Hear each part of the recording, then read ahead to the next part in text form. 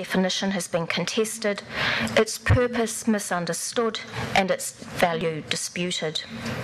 And the prejudice that Vossler anticipated in 1922 and the venomous attack printed in 1933 are typical of the 1920s and 30s. And they introduce the theme of my talk, that there is no such thing as a unified or stable understanding of outdoor recreation in New Zealand. The social value of outdoor leisure to New Zealanders is malleable and contested, and often very subjective and personal. So to illustrate this, I'll now discuss the ambivalent reception of tramping in the 20s and 30s, and then I'll go on to show how this gave way to outdoor recreation's growing social relevance and popularity in the 50s and 60s. So when the first tramping clubs formed just after World War I, the function and value of organised social walking was hard to fathom. Why was this? Well, firstly, tramping as a form of recreation did not comply with established patterns of work and leisure. At this time, locals did not have a tradition of active outdoor recreation. The government was most interested at this time in targeting an international leisured class. And these jaded globetrotters came to inhale fresh alpine air and to work up a sweat in the mountains before retiring to well-appointed accommodation at the end. Gentlemen's sports such as hunting and fishing were packaged as attractions for these visitors. New Zealanders, on the other hand, were encouraged onto the land in order to bring it into production, rather to enjoy it than to enjoy it at their leisure. And at the beginning of the 20th century, there were also very few New Zealanders who had the time and means to enjoy the government's deluxe tourist resorts. Besides, hard work was considered to be essential for the improvement of one's character, whereas the wrong type of leisure could bring about moral decay. The 5-day, 40-hour working week did not exist, and paid annual leave was rare. Even Easter, Christmas and New Year were not standardised holidays, and Sunday was the only regular day off that men had, and it was meant for quiet contemplation, not energetic activities. Well, there was enough time for local sports fixtures, of course, and for the few who could afford it, mountaineering was an option for leisure. And hunting, generally men only, was as much an economic activity as a recreational one. Kate Hunter's recent book about hunting draws this out very well. Picnicking was a widely favoured form of outdoor recreation. Picnics were family or community affairs, but they weren't physically challenging. Their object was very much social. Tramping was also an affront to existing moral codes and, by extension, social order. Victorian ideals of respectability and gentility shaped early 20th century public behaviour and attitudes. Masculine roughness, a hangover from colonial times, which was a feature of tramping in the early days, had become increasingly unwelcome in civil society. And before World War I, tramping was not perceived as a solution to anxieties about the physical degeneration of New Zealanders. Instead, this problem was being addressed through the provision of infant and maternal welfare and through military training. There were a few teachers who led their pupils on energetic rambles during nature study, but it was more usual for children to participate in regimental physical exercises such as drill. So why were there, by 1924, 12 clubs with a combined membership of 893? Why did this small group of men and women brave the public's antagonism or indifference towards their recreation? What value did participants derive from tramping that onlookers failed to see?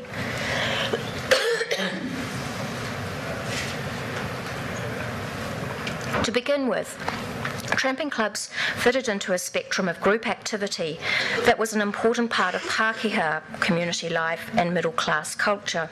That is, although tramping was novel, the notion of forming a club to organise it wasn't. And the sport wasn't completely new either. Its emphasis on strenuous activity out of doors for its own sake was also a defining feature of mountaineering. But unlike mountaineering, tramping was a year-round group activity usually done in short bursts, often in the weekends. And this made it particularly appealing to young people. You can see them there having fun on the trig in the slide. This appealed to young people with city jobs and limited free time. And although strong leadership was required on tramps, professional guides, commonplace in climbing, were unnecessary. This made the sport cheaper and reinforced trampers' independence. There was also little need to buy specialist equipment, which also kept costs down. Trampers believed that their backcountry experiences were healthy, civilised and civilising. Their reasons for tramping were morally and socially sound and made sense in the context of increasing urbanisation and the growth of mass forms of commercial leisure. Club trampers used their overnight trips in the bush to moderate the effects of modern life.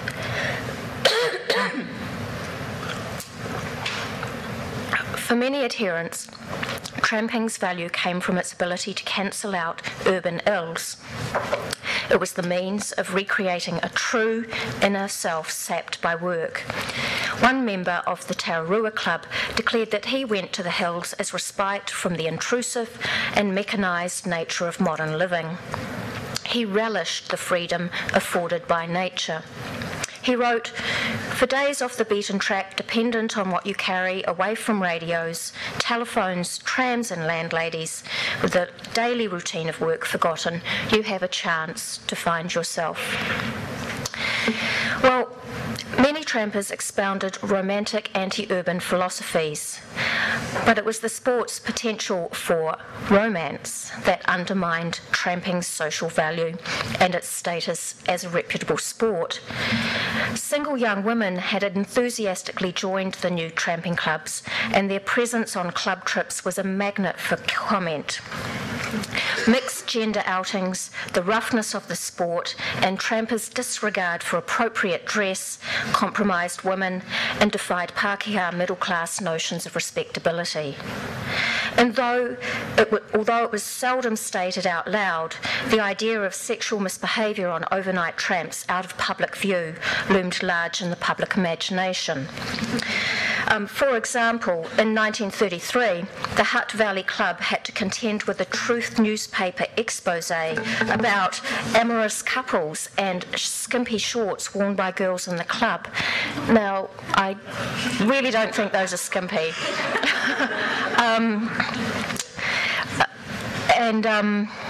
I think women's shorts were a real kind of magnet for comment because at this time they were very new and novel for sports, for men and women. And it was really only Hollywood starlets or if you had... or if God had given you good legs, those were the only excuses for donning a pair of shorts if you were a woman, satirised in this cartoon.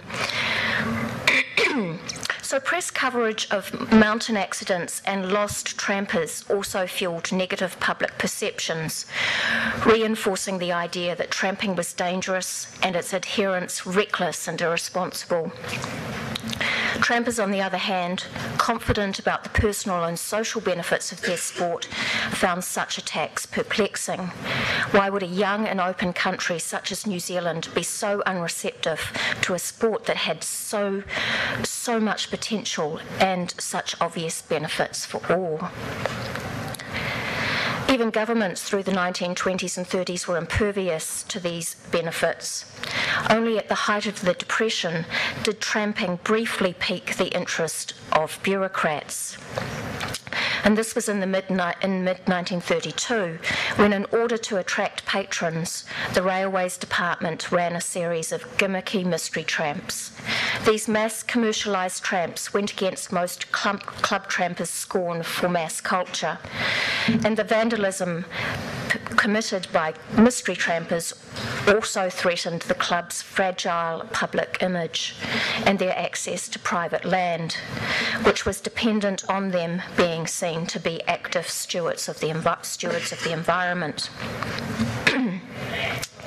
5 years after this, the first Labour government became involved in another version of commercialised tramping, and this came about through the passage of the Physical Welfare and Recreation Act in 1937. The resulting branch was devoted to promoting national fitness, but because of a bureaucratic quirk, its staff found themselves managing the development of tramping routes for family and group travel holidays. And these initiatives were supposed to make the outdoors accessible and affordable to New Zealanders. At this time, walking the Milford Track cost £9, which equates to $805 this year in today's terms. Whereas to walk the tracks on the government's new scheme would cost only $335. According to radio publicity for the scheme, the huts on the tracks would be an easy day's march apart, and this would make the trips and the scenery available to inexperienced trampers who, while wanting no luxuries, like a bit of comfort. Ultimately, this was a well-meaning but badly executed exercise in democratising outdoor recreation. Only 2 backcountry routes were completed. This is one in the Sumner area. Unfortunately, the scheme's administration fell into indifferent hands, with government officers more interested in promoting urban leisure than going bush. New Zealand's involvement in World War II provided a convenient face-saving excuse for the branch to reduce its involvement in this venture. But in May 1945, as the war dragged on, a wary commentator imagined that the natural beauties and pleasant climate of the Dominion were calling out to war-tired people. And official records reveal that the New Zealand government was listening and thinking ahead to the role that outdoor recreation would play when peace came. So in the next part of my talk, I'm going to briefly show how tramping and outdoor recreation were incorporated into New Zealanders' post-war leisure options. And I believe that the relatively easy integration of outdoor leisure into a post-war vision of New Zealand shows that its meaning and value had for the moment been settled and recognised. So the government's blueprint for post-war life stressed the interconnection between labour and leisure. And I think this point is crucial when explaining why outdoor recreation was endorsed in this period. Politicians believed that time off to enjoy the outdoors would be a sign that life after the war had returned to normal.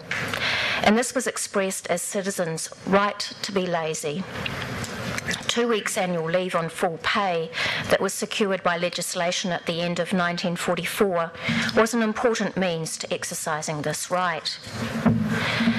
To give effect to this philosophy, national parks legislation was overhauled and passed in 1952.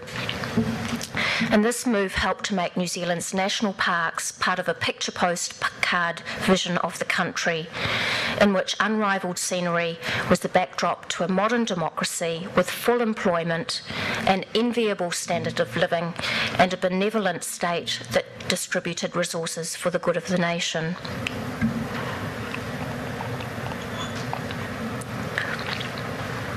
The 1952 Act consolidated ad hoc arrangements for park administration and created a national system of scenic, scientific and recreational assets. The parks themselves were described as principal playing areas, an emphasis that can also be read as approval of and support for outdoor recreation. Well, socioeconomics in the 50s meant the government was both willing and in a position to invest in and encourage outdoor recreation in this way. between 1953 and 1960, the number of parks went from 4 to 9, while facilities to encourage appropriate use of the parks were developed or upgraded, and this included fairly basic things like actually putting up signs, making sure that the boundaries of the parks were clearly indicated, and those sorts of things. Outdoor recreation was an acceptable option within the post-war repertoire of recreation, although precise details were left up to individuals. Pre-war ambivalence about the value and function of tramping and other forms of outdoor recreation gave way to practical concerns about access, as well as managing and controlling increased demand and participation. Now, I know that's not from the 50s, but it illustrates my next point. Simple changes like the phenomenal increase of litter in parks drove home to administrators that park usage and rates of participation in outdoor leisure were increasing. But it was difficult to ascertain exact numbers, although membership figures of pre-war outdoor recreation groups confirmed trends.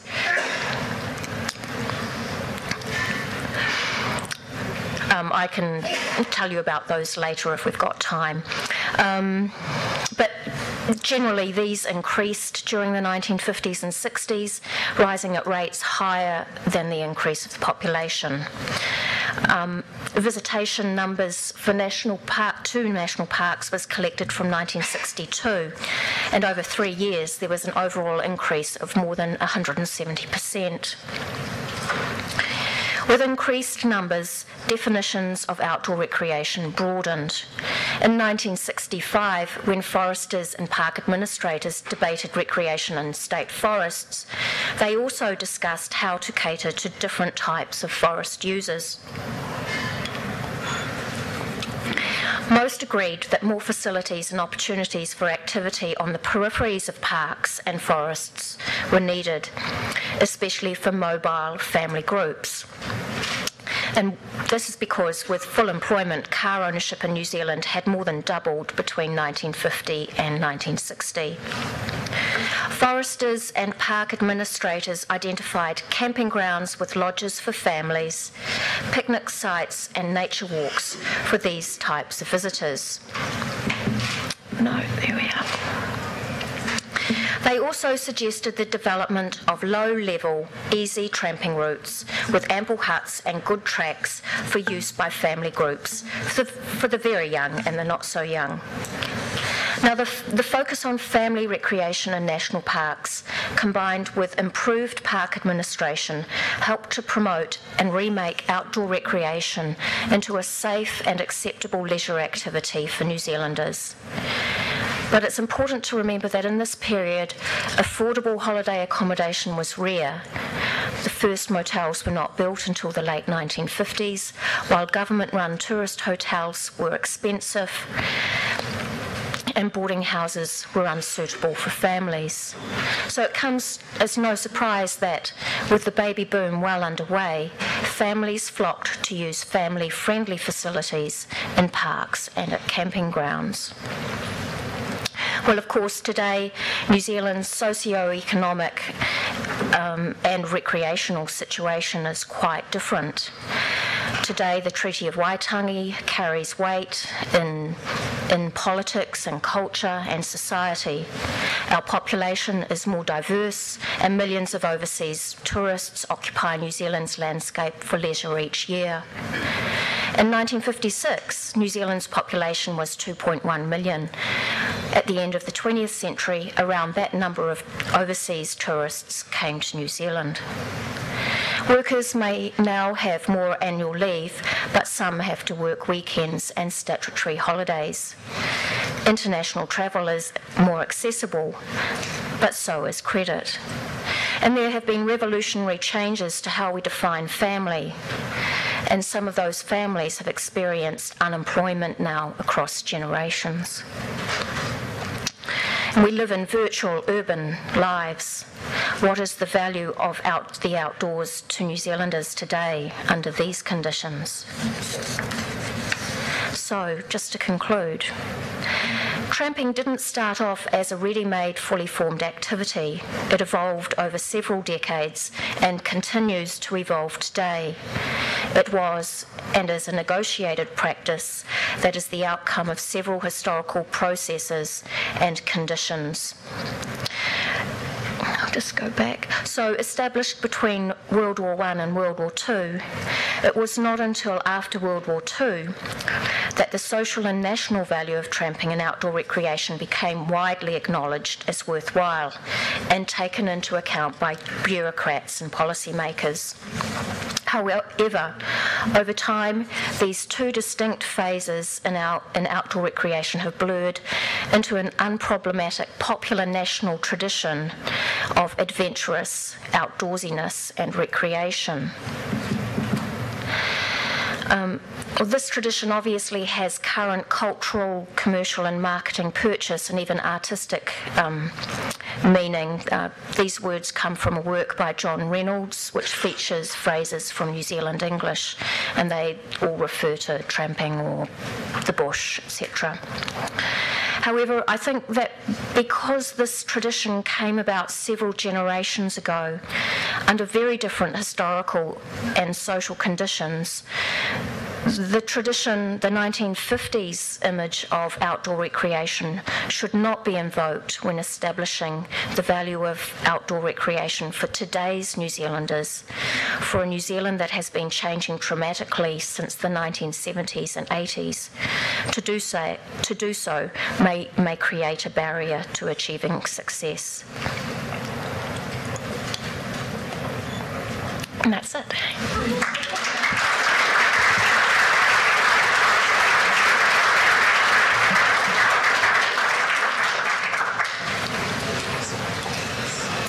Thanks very much, Kirstie. Anyone have any questions for Kirstie? All fairly clear? Where we got to from here? Are we tramped into where we are? Done. Briefly, the development of tramping, as you just portrayed it, is that similar internationally or is that special for New Zealand?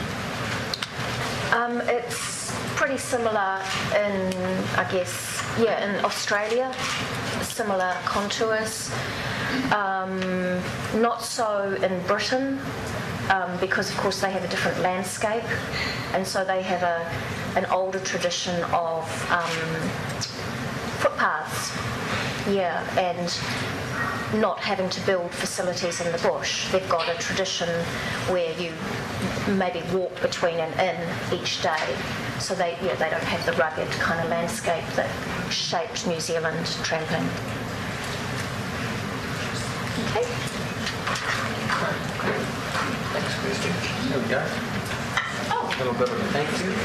Thank you. Thank you very much.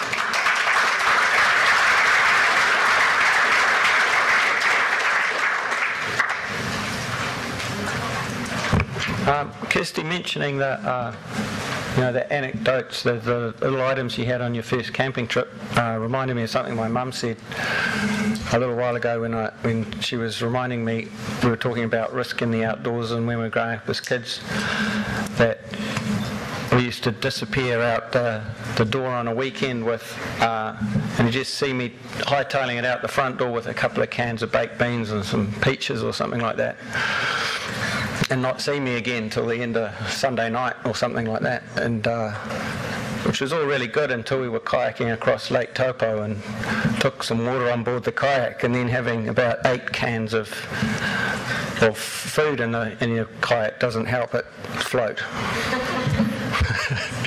I notice they use airbags now rather than tin cans, which is probably more effective.